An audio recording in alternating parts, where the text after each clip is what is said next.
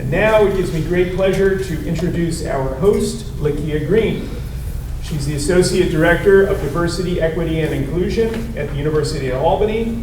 Her work is focused on the development and implementation of diversity, equity, and inclusion initiatives for the campus community. Lakia is also the owner of One Spark Consulting, which specializes in providing training, facilitation, and consulting services to organizations focused on advocacy, social justice, and societal change. Please welcome Lakia Green. Thank you, and welcome to everybody. Thank you for coming out here on a Wednesday night. So you are in for a treat. Let me tell you a little bit about David Barclay Moore. It is my pleasure to introduce him. So David Barclay Moore is a true artist of both the written word and the moving image, and is a world-renowned author of fiction, nonfiction, and screenplays, as well as a documentarian. Born and raised in Missouri, David studied creative art at Iowa State University, film at Howard University, and language studies at the La Université La Montpensier, I don't speak French, sorry, in France. His debut novel, The Stars Beneath Our Feet, won the Coretta Scott King John Steptoe Award in 2018 and was selected as the Buzz Expo BEA Buzz Book. The novel, which was hailed as the book we've been waiting for, is being made into a feature film by Michael B. Jordan. David is a Yaddo filmmaker in screenwriting, a semi-finalist for a recent Sundance Screenwriters Lab, and an ITVS independent feature project involved honoree for screenwriting and narrative, and a grantee in the Artist Mentor Program at Film Video Arts. Now, David brings multiple flavors and talents to the table. If you are in the mood for a film, check out Realness, a story about a black female to male transgendered person in Brooklyn, or Dr. Al's Rebels, a short film about a black male couple raising 3 children in Washington, D.C. Or if you have some younger youth in your life, you can would be interested in his picture book, Carry Me Back, The Town That Walked, a story about the freed black citizens of Walkerton, Georgia. His latest novel, Holler of the Fireflies, explores a boy's adventure when he travels from Harlem to attend a STEM camp in Appalachia. So please, it is my pleasure and my honor to welcome David Barclay Moore.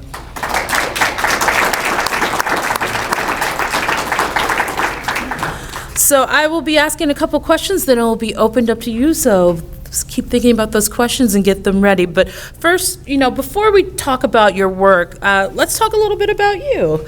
So can you share with us a little bit about your upbringing and how that brought you to exploring writing and the visual arts? Yeah, sure. Lakia, thank you for doing this. I appreciate it. And it was great spending a little time with you earlier today with the kids. And thank you all for coming out. I really appreciate seeing you all out there in the midweek, coming out to hear me talk. And special thanks to the New York State Writers Institute, and the TUI Foundation, and University of Albany for helping put all this together. It's a really, really special time. A little bit about me. Born and raised in Missouri, fairly middle-class upbringing. I was similar to Lolly, who's the protagonist of The Stars Beneath Our Feet. I was always kind of a big little dreamer. I was sit in the backyard of my Missouri home and daydream all these different kind of fantasy worlds and things, the way Lolly does in Harlem, in the public housing in Harlem. And so I was always a storyteller and wanted to be a writer and make movies, and went to school up at Iowa State University and Howard University and Montpellier, and then moved to New York City after that, and did a lot of things, as one does when you're 20-something moving to New York, from freelance stuff to stringing for Associated Press, lots of video work and documentary work, some work for Harlem Children's Zone there and Sony. And then eventually started focusing in on my writing long fiction, and published I actually wrote 3 kind of science fiction books for middle graders. and used the strength of those to sign with a literary agent who suggested that I come out, that my first novel, published novel, be something more literary as opposed to something more kind of genre-based, like those science fiction novels. And so I wrote The Stars Beneath Her Feet after I signed with this agent, and finished it, and so he sold it very quickly, and then published a picture book last year, and the second novel, and I have another picture book coming out this fall, and a YA novel coming out the year after that. Thank you. So how did you transition into a full-blown writing and film career? Specifically, how did you break in? So who were your mentors? How did you navigate that world and that process? Yeah, someone I was just talking earlier when I was touring the Writers Institute offices. There's a image of Walter Dean Myers up there, who's one of the greatest kind of children's authors who passed away a few years ago, and he was a good acquaintance of mine that would take me out for dinner and lunches in New York. And it was we'd always meet at this very kind of old-fashioned, restaurant in Chelsea, which with the white tablecloths and everything, very old school, And he would just, we would talk about writing and about the business of writing, and at that point he was tremendously successful, having published dozens of novels and dozens, he would have multiple book deals at the same time, And it was just a nice thing that he did not have to do. He's another African-American author, and he just would spend time, and I would ask questions, and and then when the bill would come, I would always take out my wallet, and he'd be like, "Oh, no, when you sign your first book deal, then you could take me out." And he did the same thing, I know, for Jason Reynolds, I know, which I know was talking with Jason, he said, "Oh yeah, we used to do the same thing." So that's a really nice thing, So anyhow,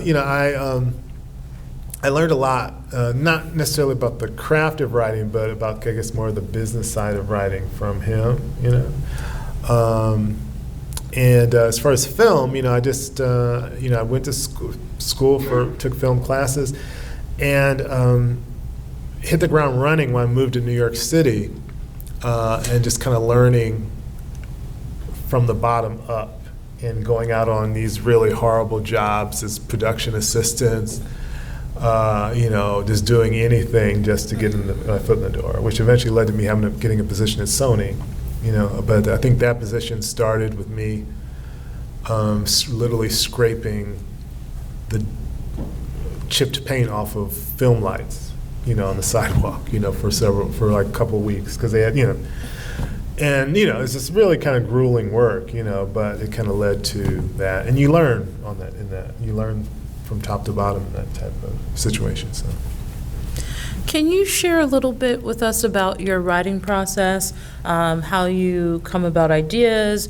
What does your day-to-day or week-to-week or month-to-month look like in terms of creating these stories that you share? Well, I always feel like I need to produce more. That's another thing that I was talking about that, and I was over at the Writers Institute and seeing all these, Toni Morrison and, all these really great writers, and it just, whenever I do something that it reminds me I need to do more. But typically for me, like I was telling the kids earlier today, ideally I like to try and wake up, go to the gym very early, and then come back, eat breakfast rather, and try to write from around 9 or so, 9:30 until like around noon or so, and then stop for lunch, and then sometimes that'll be a whole day, but other times I will go back to what I was writing on if I'm on a deadline, or after lunch, or I'll work on a script or screenplay or some other type of thing or some other type of business until like around 4 or so, And so that's like a good solid day for me. And I work off of outline, at least when it comes to novels and screenplays. So I don't understand, like I know I have a lot of friends who are writers, and a lot of them just kind of sit down and they don't plan it out. They just pour it out onto the computer screen or page or whatnot, And that's always kind of mystified me, that process, because I always think like I have to know kind of where I'm going. I have to have an outline, and for the most part, have it kind of laid out. So I do work from outlines. So as part of that writing process, can you tell us also a little bit about the themes that really resonate with you, the big ideas that you try to grapple with within your work? Yeah, sure. Black masculinity is one. I mean, you mentioned it, and it tends to span across, my documentary work, my fiction, even my photography, which I don't do as much anymore. But when I first moved to New York, that was another source of income for me, was as a freelance photographer. But yeah, so black masculinity is one. I'm also a gay author, so there's lots of themes of queerness in my work and queer identity. And I guess the third one would be creativity. I've always considered myself to be a very creative person, and like I was talking about Lolly, the protagonist of The Stars Beneath Our Feet, is like this dreamer, and that's kind of the way I was when I was that age. And that I go out and talk to a lot of kids, and that's one thing I get concerned about sometimes, is the embrace of creativity or the lack of embrace of creativity nowadays. So I would actually like to put together some type of book project around that. So let's talk a little bit about the youth, because a lot of your work is for younger kids. So why that demographic? What is it about reaching out or touching that demographic that really resonates with you? I guess I'm kind of a big kid, which is a good thing and a bad thing, I guess. And ever since I was the age of the audience that I've targeted with the first 3 books, at least, I do have some adult fiction planned, and I've written a short story collection of all adult short stories. And when I say adult, I mean for older people, not the other type of adult work. But yeah, I think I think I have been able to retain a lot of that kind of perspective of looking at the world, that I try to, not all the time, but at least when I'm being creative and writing, I try to tap into that, to see the world from the perspective of a younger person, like a 12-year-old, or even with the picture books, like someone who's much younger than that. Yeah, I mean, and it's, I was talking about creativity before, I think that's all a part of it too, right? That kids have the potential, at least, to have a very special type of connection with creativity that a lot of us lose as we get older. So I've tried to stay kind of maintained with that connection, So, with the book, The Stars Beneath Our Feet, can you just talk a little bit about the inspiration, how that came about, why you wanted to write that particular story? Yeah, sure. I mean, I was just coming off of a time of working in communications for an organization called Harlem Children's Zone, which was founded by, actually wasn't founded by, but Jeffrey Canada's organization in Harlem, which is, it's a really great privilege to be able to work with him and all the people there and the work that they do. And so I'd spent a few years there as a liaison to like media stuff, and also making documentaries about the organization and some promotional video stuff and writing. and which, kind of, for those of you that don't know, Harlem Children's Zone is an anti-poverty organization based in Harlem that deals with lifting up particularly young people from that cycle, out of that cycle of poverty, right? And so it's everything from like a baby college, which teaches like prenatal parents how to care for their unborn child after it's born, all the way to charter schools, to helping the kids get into college, to even after they're out of college, helping them find careers, right? So it's really from the womb to like when you're working, right? And so I came in contact with a lot of young people in Harlem, and a lot of it was interviewing and videotaping and stuff like that. And so for the years that I worked there, you really could see the change in some of the young people. Where they would go, particularly the boys, the young black boys who would go from being these very kind of happy-go-lucky children with this bright light in their eyes to this certain point where it kind of dims a little bit, and it's kind of like the weight of the world kind of is realized. And that always saddened me, that seeing that happen, And so I wanted to, The Stars Beneath Their Feet addresses a lot of different issues, but one of the things I did wanted to address was that whole, the kind of issues that occur in some of our neighborhoods that brings that about. So one of the things that I've noticed about your work is that you when you're in the work that you do with youth, you introduce youth in ways that we don't often see. And so for Holler, the Fireflies, I was so excited to see, this story about this young black boy going to STEM camp. And if you have not read it yet, he's always constantly doing equations in his head that are kind of commentary on what's happening in the novel. What was your experience like doing this very, similar in some ways, but this very different story when you wrote Holler of the Fireflies? Where did your inspiration come from? And once again, why that story for this time, for these youth today? Yeah, well, and when you say different from kind of the creativity focus of kind of the Stars Beneath Their Feet and also the other issues there. I'm not someone I'm not a math person. I never was. My sister is. She's like has a degree in computer science and used to work for Bell Labs. I'm just like, math would always just kind of throw me for a loop. Unless I had a tutor, I noticed. I had a one-on-one tutor, then I could actually get A's. So other than that, it was terrible. But so I part of it was a challenge myself to actually write a book about a math whiz, and and how he approached life, which is very different than how I would have approached life at that age,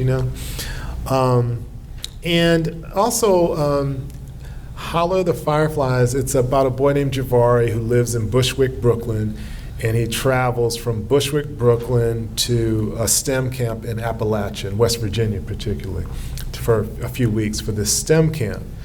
And there is a competition going on where he has the opportunity to win some money, which he thinks may help his family from getting evicted back in Brooklyn, right? So it's very much fish out of water, because you can't get too much different from Bushwick, Brooklyn than a small town in West Virginia up in the mountains.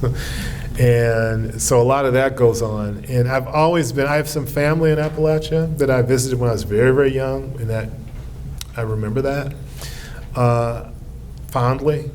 And it's also a part of the country that I think people don't really pay attention to today. It's very much forgotten. It's a huge swath of the country from the south up to this area, and people don't talk about it, And so I wanted to examine that.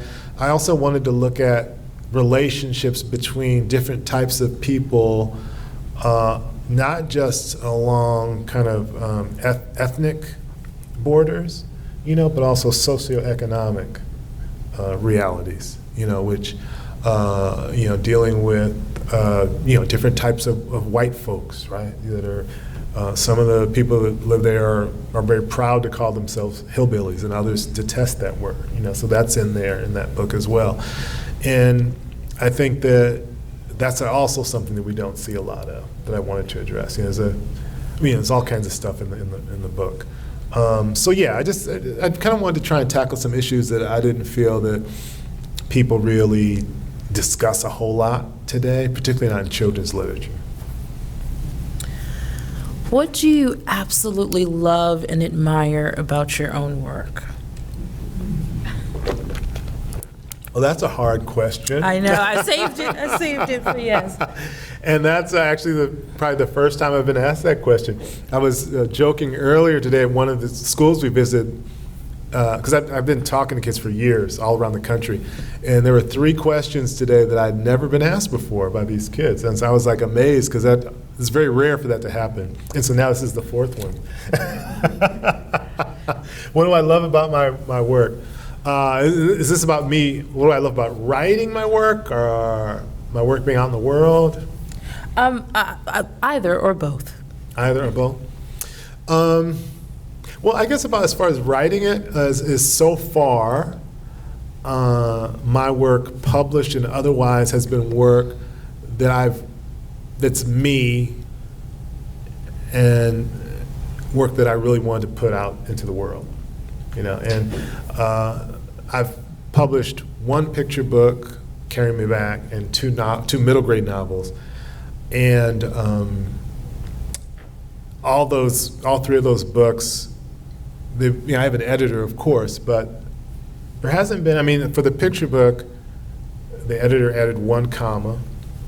That was it. And Stars Beneath Our Feet was largely untouched. Mm-hmm.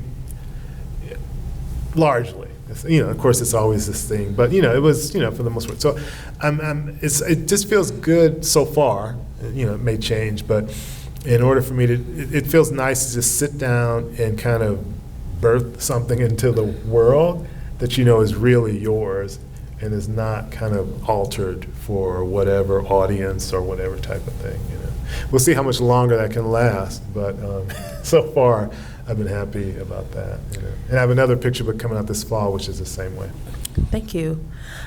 For inspiring writers or filmmakers out there, what advice would you offer? Oh, that's hard. I think it could still be done. It's challenging. Film is a lot more challenging, film and TV nowadays, just because of the industry has changed. And in writing as well, but I think a lot of people get discouraged and they think like, oh, it's just more difficult than ever to get published or to break into those things. And I think it's still possible, and I tell people, the main thing is if you want to be a writer, just write, and read, and revise, right? And do it for a long time. Like it's not, something that you do for a few months and you think like, oh, why haven't I signed my book deal yet or something, What's it, the whole thing about you doing something for 10 years before you can actually be good at it, I think, before you develop like a talent or ability for it. So that's one thing, And as far as film and television, I think connections are very important, as with almost everything in life, particularly with business-related things. And Hollywood, like I'm bi-coastal now, so I'm between LA and New York, and those relationships are just so integral to things out there, particularly nowadays, I think. Are there any challenges that have really shifted your work or or the outlook on your work that you've experienced in the past that have brought you to a different place in your writing or in your film artistry? Challenges.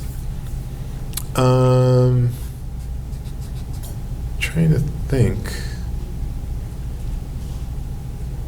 I can't think of it that have challenges with the creative process, or challenges with challenges that have happened to you in the past that have really affected your outlook on the work. So that could be related within the creative process or outside of the creative process. Yeah. I'm trying to think. I can't really think of I can't really think of I tend to be fairly optimistic. And I'm very hard-headed and stubborn, and so I guess that's one thing, is that to get to where I am today as far as published, and it took a while, and it took a lot of kind of determination from, like literally kind of, like I said, scraping the dried paint off of those camera things to having a film option, and so I think that, is one thing that I kind of always remember, and kind of really affected me, and informs who I am today, right?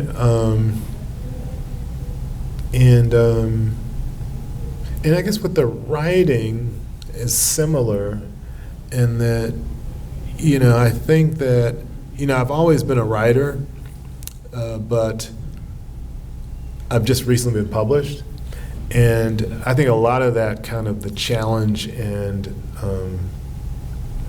kind of hard times, right? The struggling times, I think probably, unfortunately, probably has made me a better writer, but unfortunately I say because you have to go through that, right? And it may be a little, I don't know if that's, a stereotype or whatever, but, I think it has actually kind of deepened my work, if that makes any sense. Absolutely. So could you talk a little bit about some of your upcoming projects and what you're excited about and what that looks like, so that we know what's coming next for you? Yeah. So I mentioned I have my second picture book coming out this fall, I think in October. It's called Boy Yogi, and it's a picture book, and it's about a little boy whose father comes home from overseas, a military man, and the father is different than when he left. He's depressed and angry because of his experience overseas, and so the mother, this is a black family living in Brooklyn, contemporary, forces the father to take these yoga classes at the local Y, right? And so they're not like they don't completely solve the father's problem, but they basically help a lot. And the father and the son start taking these yoga classes together. And so the father at the end of the book is a much more, happier man. And the son realizes that. So that's on Candlewick Press. And it's really cute. It's illustrated by Noah Denman, who just won like a Caldecott honor. And it's beautifully illustrated, and I'm very happy, excited about that. I have my first YA novel coming out next year, fall of next year, and it takes place in my hometown of St. Louis. It's a YA novel, so it's these older teenagers dealing with a murder mystery and some mental illness or supernatural, trying to determine if something is like a form of mental illness or something from the supernatural, if that makes any sense. I know it sounds very strange, but hopefully it all cooks together well. So it's a little different type of narrative, and then we're still working on The Stars Beneath Our Feet. It's been, like I said, it's been an option. The screenplay's been written, and we're looking for new directors right now for it. That's amazing. Is there anything that you are looking forward to exploring that you haven't gotten to yet? Any places where you haven't explored in your artistry that you are thinking, maybe I should look in that place. Maybe I should explore in that area. Oh, interesting question. Yeah. Well, there is. I started off talking about these kind of middle grade science fiction novels that I've written 3 of them out of a projected 6. And I do want to publish those, kind of waiting for the right time. They need to be kind of tweaked a little bit too, because they're kind of old. But I haven't, I guess there are some fantastic elements to what I've published thus far, but these are just kind of straight up well, not straight up, but these are science fiction, but also with a lot of social commentary in them, right? So I think they're meatier than a lot of the kind of middle grade science fiction with the kind of issues that they deal with, the themes that they deal with. So I'm very excited about those, putting those out into the world and seeing, what kids think about those. And I'm also working on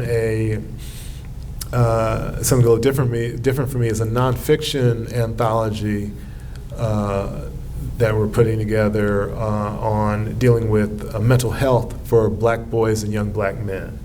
So it would be like a lot of essays, some kind of self-help things, also some rhetorical artifacts and photographs and imagery all in one anthology that would specifically target kind of, mental health issues among Black boys and young Black men, because that's a huge issue right now. And this is something we've been working on for a while, right when the pandemic started, actually. So it's been a while, but it's a different kind of muscle flex for me because of this nonfiction anthology and kind of dealing with contributors and stuff like that. So that's a very different thing for me. Yeah. That's amazing. And the adult stuff too. Like I said, the adult fiction is. I'm very excited. I have some really ideas that I'm very excited about that I need to make time to just focus on. So it's. Thank you. Should we open it up for audience questions? Any questions from the audience? Yes. If I have to ask 6 questions to satisfy my curiosity, so I'll. Number one, don't answer. I'm going to ask them all at one time, and you can. Gotcha. When you write your book about young men, etc., are you aiming to get it incorporated into a curriculum or in a school system? And if so, school systems have mission statements. And I'm wondering if writers have mission statements. And if you do you have to change your mission statement to be compatible with the institution which you're providing work to? And when you do that, or if you do that, do you feel that you have an academic responsibility to be incorporated into your work so that the person who reads it is not only entertained and grows, but also learns something that pays off academically? Now, I am a champion of grammatical rules, and I find myself on an island by myself, so I'm always recruiting others to take up the torch with me. And so I see you as having an opportunity, but I don't know if it's a value you care about and so forth. So there are my 8 questions. Well, thank you for those. I mean, I'm going to need some help remembering. I have a bad memory, but school mission statement, school mission statement versus personal mission statement. Institutions of education. No, I don't. Okay. Yeah, I don't.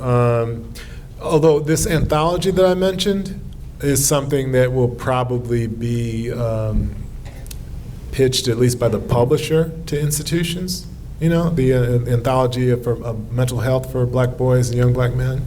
That is a target, actually, for that. My fiction, no, I don't write it with the intent to get it into institutions.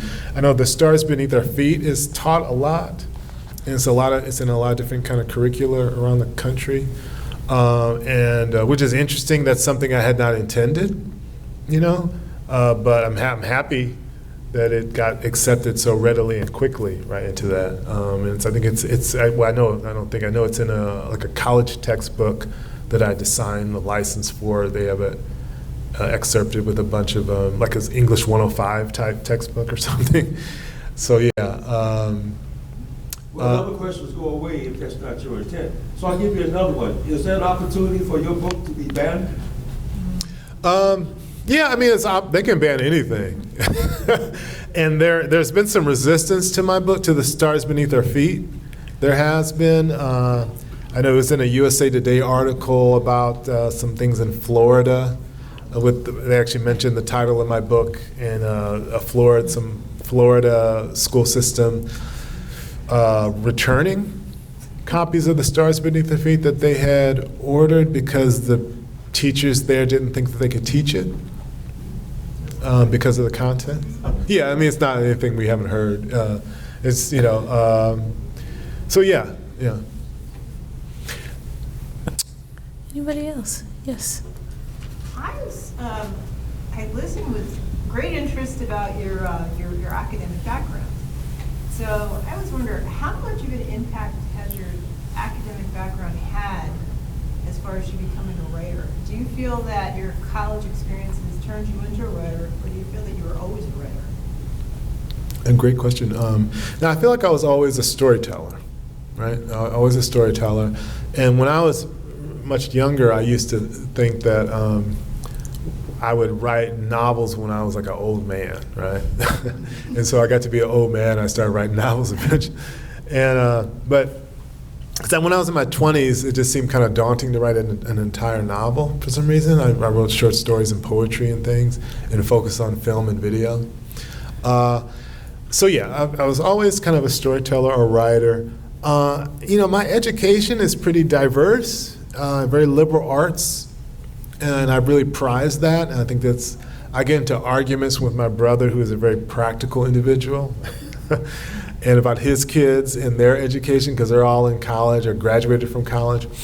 And I was always very much, you know, get the liberal arts foundation, you know, and then build on top of that with whatever, you know, because, you know, if you want to be an accountant or a lawyer or whatever, that liberal arts foundation, in my opinion, is going to make, and there's actually some kind of statistical evidence for this, but it just makes you better at what you're going to do, I think, eventually. And I think it also makes you just a more well-rounded individual, you know, and possibly even someone who's much more of a critical thinker.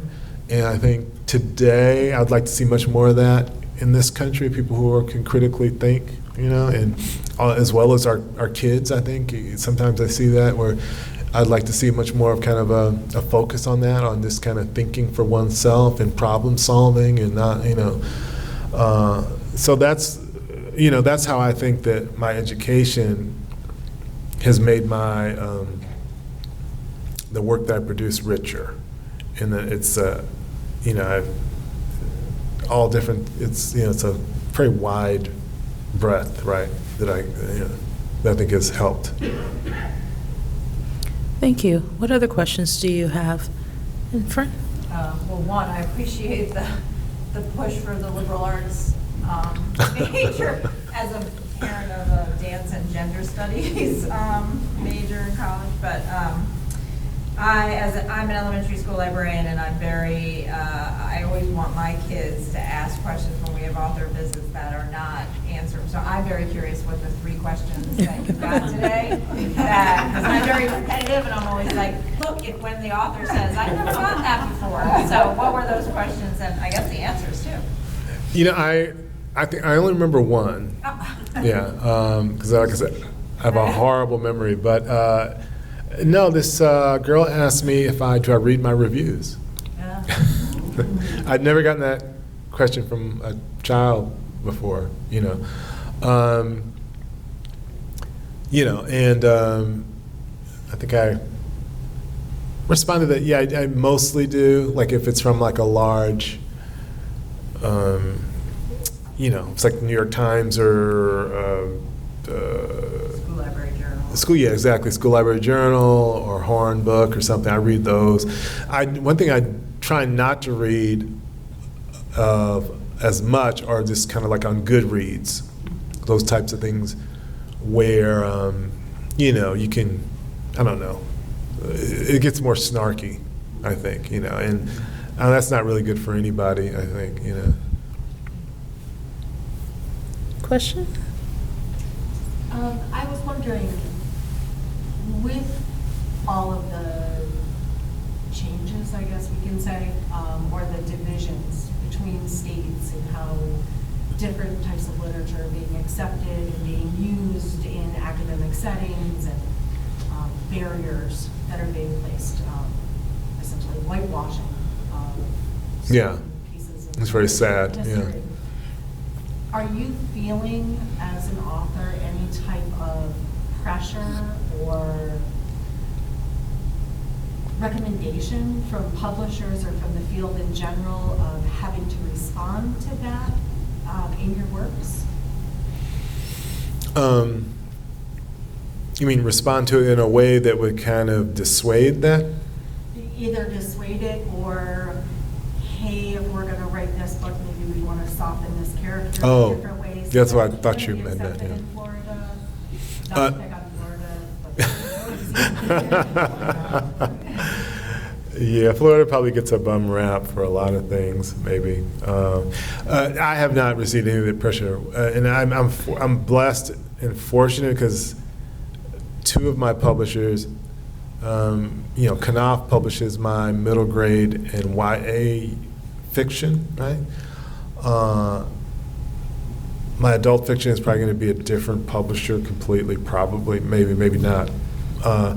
And then my picture books are all published by Candlewick, right? And so Candlewick and Knopf are I think kind of the gold standard in some respects. Candlewick definitely the gold standard for picture books, and Knopf is gold standard, I think, for fiction, And so, yeah, I mean, the editors and the publishing people there, they don't really play that, they're not really, this is not what they're about, they're trying to publish, fiction and diverse voices and kind of interesting voices, I think, So I just don't think that those two publishers are places where that would happen,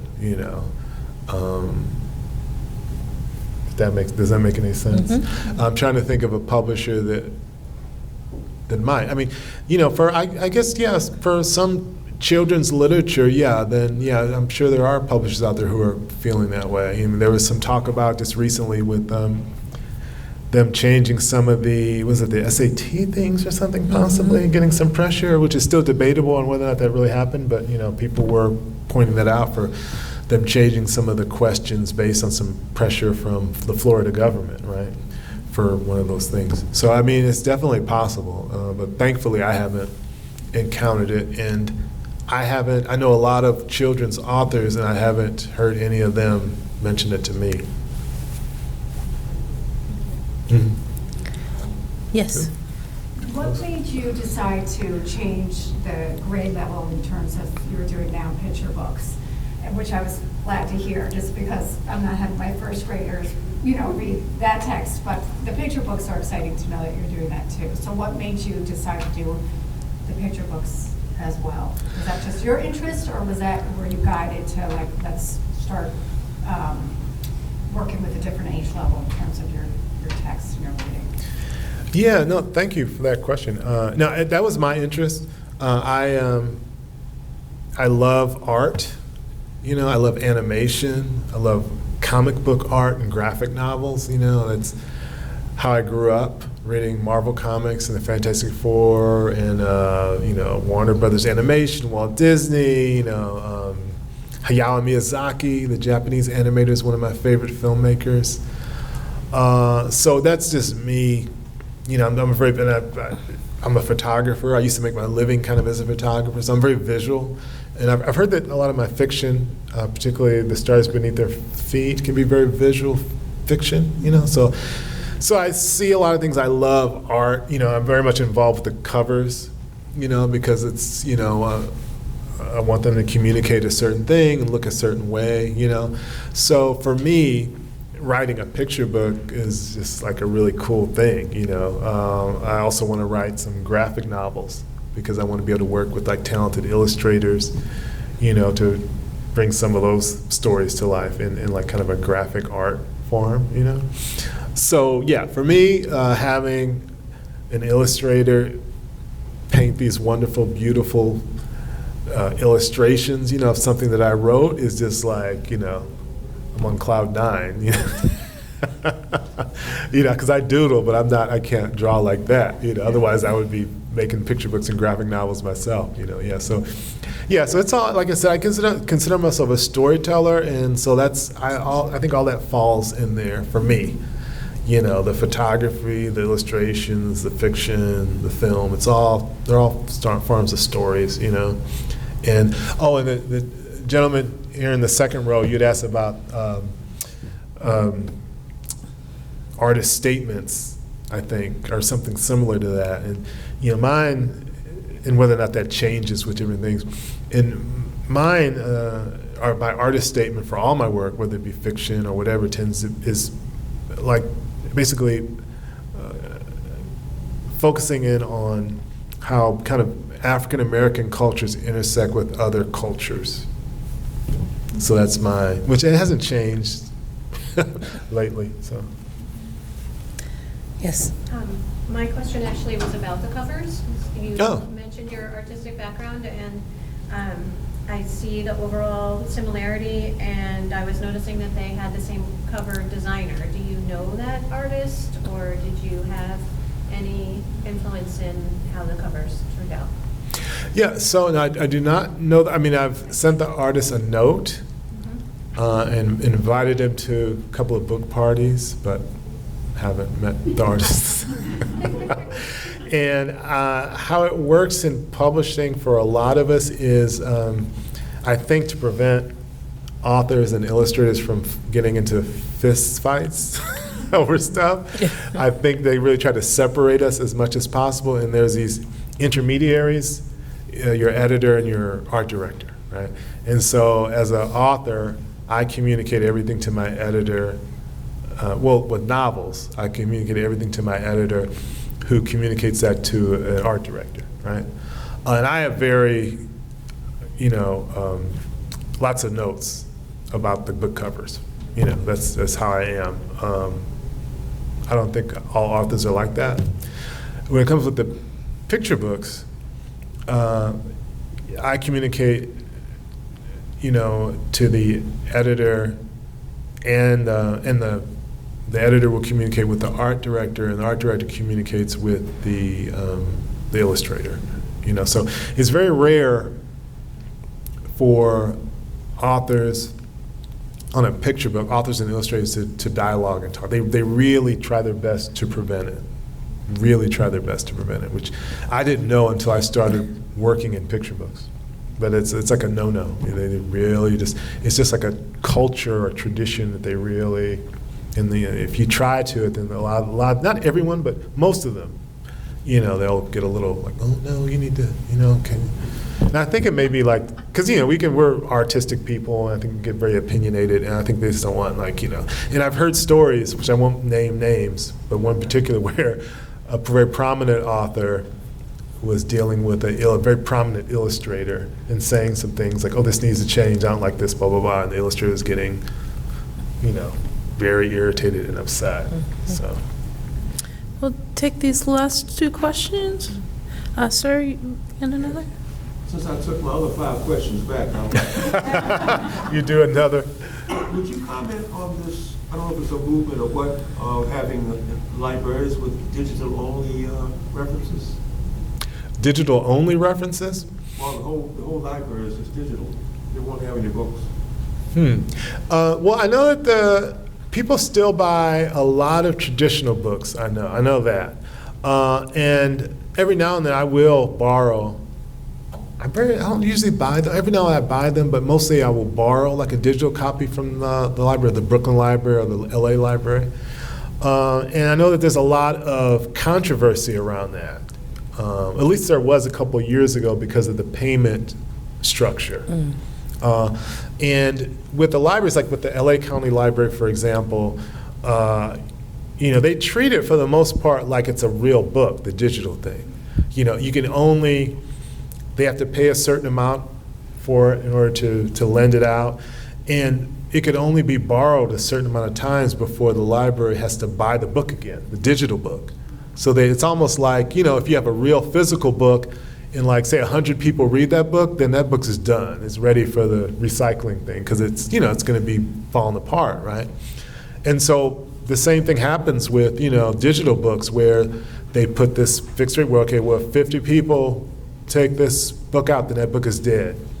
And if you want to, if it's going to be available again, then you have to buy it again, which is, big chunk of money. But it makes sense just from a money perspective because, the authors need to get paid, right? And if it's like this digital, if it's just ones and zeros, you don't want someone to be able to, borrow that in perpetuity, right? After paying like maybe whatever for it, and then so does that make sense? Your question? Oh, it kind of ties in with his and a little bit just with the yoga book. I'm really intrigued, and I think that's going to be tied into the SEL curriculum for sure. And then I just wondered if they are going to put yoga poses in the back of the book, or, it could be, and if not, that could be part of your materials that go with the book. But that will definitely be tied in with the curriculum. That's Yeah, perfect. There's Oh. a really good focus on social emotional learning. Yeah, I like the book a lot. And the boy's name in the book is Butterbean. That's what his parents call him. And and it's done. That book is done. I actually have it on my phone right here. Actually, I was showing. Actually, you saw it earlier today. Yeah. So there's a beautiful image on the very first page of the book. It's just one sentence, and it says, I forget. I'm not going to look at it, take too long, but it's something like about Daddy came home from overseas, or something like that. But the image, the thing that's beautiful about it is the image that it comes in. And it's just this young black man in army fatigues, obviously just kind of coming home, and he's hugging his son, his little boy, kind of as if his life depends on it. And they've obviously been separated for quite some time, and it's one of those things that we see a lot in the media, where it's like this family reunited, and the illustrator, just really worked magic, I think, with that one single image. In fact, I was in Anaheim at a conference last year, and I was sitting at a bar at the hotel. I think it was NCTE, I think, and I was late at night. I was like, let me just go out. And I sat next to this Marine and his girlfriend who were at some bar mitzvah or something at the hotel. I don't know what it was. And we were just chatting, and I said, oh, what do you do? I'm writing. And I said, and he's a Marine, obviously. And so I showed him that one image because I had it. I was like, and he started to cry because he had been through something very similar with his own child, having been away. He's this big, tough Marine guy, and he started to weep there on the bar stool there. And so I gave him my email. I said, well, when the book comes out, I'll send you a copy. And he said, thank you for writing this, for doing this. And he got very, very emotional. So there's that one. There's lots of great imagery in that book. There are yoga poses. Okay. Yeah, and I mentioned the yoga poses, and I talk a little bit about different things like namaste, and so I'm proud of it. Yeah, I'm proud of it. And I think it's a very age-appropriate learning for kids of that picture book group to learn about movement and emotional health and stuff like that. 'Cause they talk about what exactly is mental health between the boy and his mother. Yeah. Like, what's wrong with Daddy? Is Daddy hurting? Is it his tummy that hurts? It's like, no, it's not his tummy. Is it his knee? Did he skin his knee? No, it's not. Like, is it his head? It's like, yeah, it's kind of, you're right, but I mean, it is his head, So, We've yeah. done a lot of SEO lists for sure. I think, yeah.